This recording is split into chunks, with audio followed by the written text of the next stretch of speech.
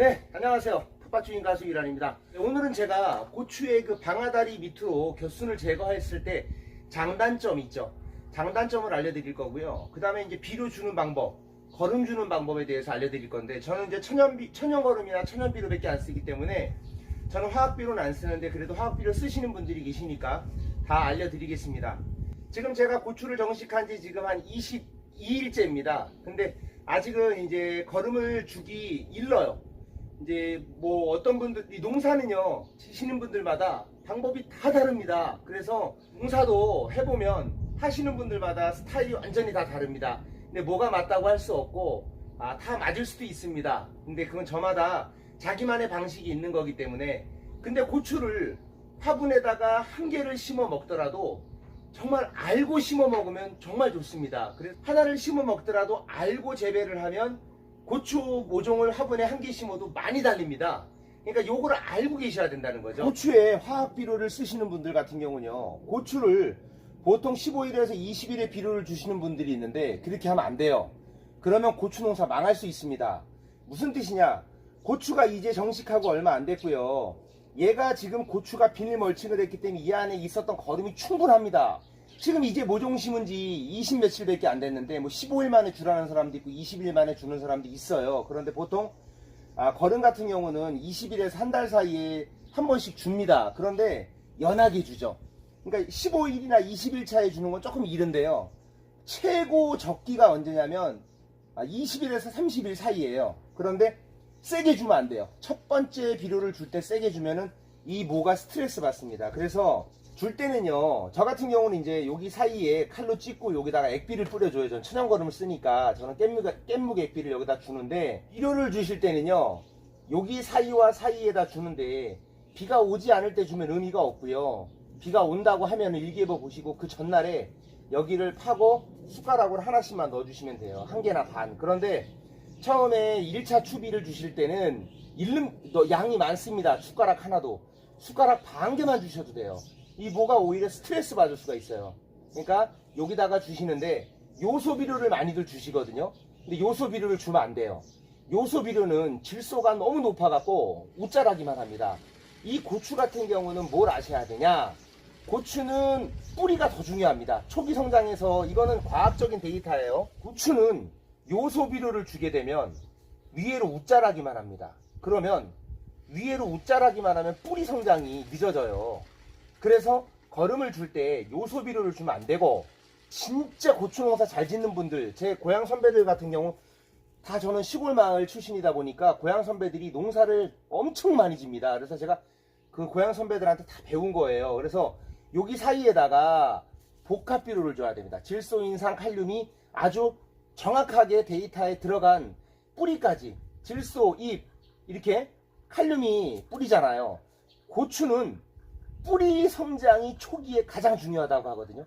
그래서 여기다 요소 비료를 주면은 뿌리 성장보다 잎 성장만 올라갑니다. 그래서 뿌리 성장이 잘 돼야지 고추가 괴저 바이러스 같은 병에도 안 걸리고, 이거 잎이 말리는 병, 잎이 막 돌돌돌돌 말리고 쭈글쭈글해지는 병에도 안 걸려요. 왜? 뿌리가 좋기 때문에. 뿌리가 안 좋은 고추는 병에 잘 걸립니다. 초기에는 요소 비료 주면 안 되고요. 복합 비료를 반 숟가락만 여기 사이사이에다 넣어주는 거예요. 20일에서 30일 차에. 여기는 지금 방아다리가 나오지 않았습니다. 그래서 방아다리가 있는 쪽으로 가서 제가 알려드리겠습니다. 여기 보면 요거 방아다리가 이제 Y자로 이렇게 갈라졌죠. 여기 Y자로. 네, 이렇게 Y자로 갈라지고, 이제 첫 번째 방아다리 요 밑으로가 겨순입니다. 여기 Y자로 갈라진 거 밑에가 이제 다 겨순인데, 이 겨순을 막 20일 됐을 때, 이럴 때 빨리 여기를 밑으로 다 제거를 여기를 했을 때 단점이 뭐냐면요, 이 고추는요, 초반에 성장할 때 근권 확보가 굉장히 중요한 작물이에요. 뿌리. 근권이 뭐냐면 이제 뿌리의 이 영역이에요. 뿌리 영역. 뿌리가 얼만큼 뻗었느냐가 되게 중요한 작물이에요. 이 고추 농사가 시운도 되게 어렵습니다. 그래서 뿌리가 초반에 쫙 빠져나가야 돼요. 근데 이 방아다리를 빨리 제거하면 어떤 일이 벌어지냐면, 방아다리 잎이 없어짐으로 해서 위에가 웃자라서 막 자랍니다. 그러면 얘가 광합성을 못 해가지고 뿌리로 영양이 못 가서 뿌리가 많이 안 뻗겠죠. 그러면 겨순을 제거 빨리 하게 되면은 뿌리 성장이 굉장히 실패하는 거예요. 그래서 겨순을 빨리 제거하면 안 되는 거예요. 고추가 이 잎을 겨순을 빨리 제거하지 않고 여기를 놔두잖아요. 밑에 잎들을 다 놔두면 옥시토신이 광합성을 많이 해서 굉장히 많이 증가한대요. 이건 과학적으로 나온 결과지예요. 그래 해가지고 사이토키아닌이 증가해서 뿌리가 청근성인 고추의 특성상, 청근성은 뿌리가 옆으로 이렇게 뻗는 거거든요. 깊게 들어가지 않고.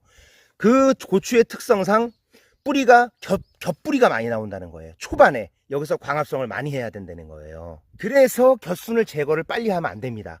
옥시토신과 사이토키아닌 증가를 시켜야지 고추가 뿌리가 팍팍팍 뻗기 때문에 절대로 겨순을 빨리 제거하면 안 된다. 그러니까 20일에서 30일 정도 지나서 하면 됩니다.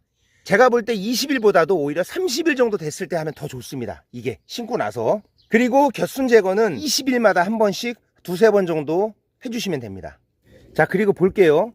여기 보면 첫 고추가 달렸죠. 여기 첫 고추 꽃이 달렸습니다. 보세요. 예, 여기 이게 이제 밑에 겨순이고 여기가 이제 Y자로 갈라지는 부분이 이제 방아다리입니다. 방아다리 위치인데 여기에 첫 번째 이제 꽃이 달립니다. 모든 고추가 다. 그런데 이것을 첫 번째 꽃을 빨리 제거했을 때 장점도 있고 단점도 있습니다. 단점이 뭐냐? 단점은 이 고추를 빨리 제거하면 덜어 있는 일이에요. 드문 일인데 저도 경험했던 건데 이거를 빨리 딱 제거했는데 고추가 그에 잘 안 달리는 거예요. 잎만 무성하고 그런 경우도 있었습니다. 그래서 요거를 땄을 때 장점이 더 많죠. 첫 번째 꽃을 따주면 물론 꽃이 모든 여기에 집중을 다 하기 때문에 꽃의 모든 걸 얘가 집중을 다 합니다. 그러면 이 줄기나 뿌리에 영향이 아무래도 덜 가니까 초기 성장에 뿌리의 근권 확보라든지 줄기 성장에 좀 피해가 가죠. 그래서 이제 이 꽃을 따주는데 고추 농사를 정말 잘 짓는 제 선배는 어떻게 이걸 따냐면요. 여기서 처음에 꽃을 놔둡니다. 놔뒀다가 조금 더 자라서 꽃이 한 3개 정도 폈을 때 두 번째 2화방까지 올라와서 꽃이 두 번째 것까지 폈을 때 두세 번째 것까지 폈을 때 그때 1번을 따더라고요. 그렇게 하는 선배들도 있었어요. 처음에 꽃 따자마자 딱 따버리는 게 아니라 올라와서 2화방에서 꽃이 더 열렸을 때 3화방까지 그리고 나서 이걸 먼저 1번을 따주시는 분도 있었고 그 다음에 또 선배들 중에 1번을 먼저 따버리는 분들도 있습니다. 그리고 꽃을 안 따는 분들도 있습니다. 농가에서 이 꽃을 안 따고 그냥 놔두는 농가들도 있습니다. 그러니까 정해진 건 없어요. 정해진 건 없고 고추 농사를 지시는 분들마다 저마다 자신들의 방식이 있어요. 그러니까 장단점이 다 있다는 거죠. 근데 저 같은 경우는 첫 번째 꽃을 따줍니다. 저는 그냥 따고 있어요. 왜냐하면 꽃을 놔두지 않고 대부분 그래도 잘 자라기 때문에 저는 첫 번째 꽃을 따줍니다. 이제 꽃을 따줬으니까 이 고추가 여기 줄기하고 뿌리로 이제 모든 그 영양을 다 보내서 빨리 자라겠죠. 그러니까 고추가 이 초기 성장에서 뿌리하고 줄기가 성장이 빨리 확보가 안 되면요. 괴저 바이러스에 고추가 잘 걸립니다. 그래서 고추가 괴저 바이러스 걸리면 그의 농사 망한 거거든요. 고추가 이게 생식 성장을 더 잘한 고추인지 영양 성장을 잘한 고추인지를 어떻게 확인을 하냐면요. 이게 잎이 쭈글쭈글하게 돌돌 말려 있는 경우가 있어요. 그런 경우에는 이제 영양 성장을 하지 않은 겁니다.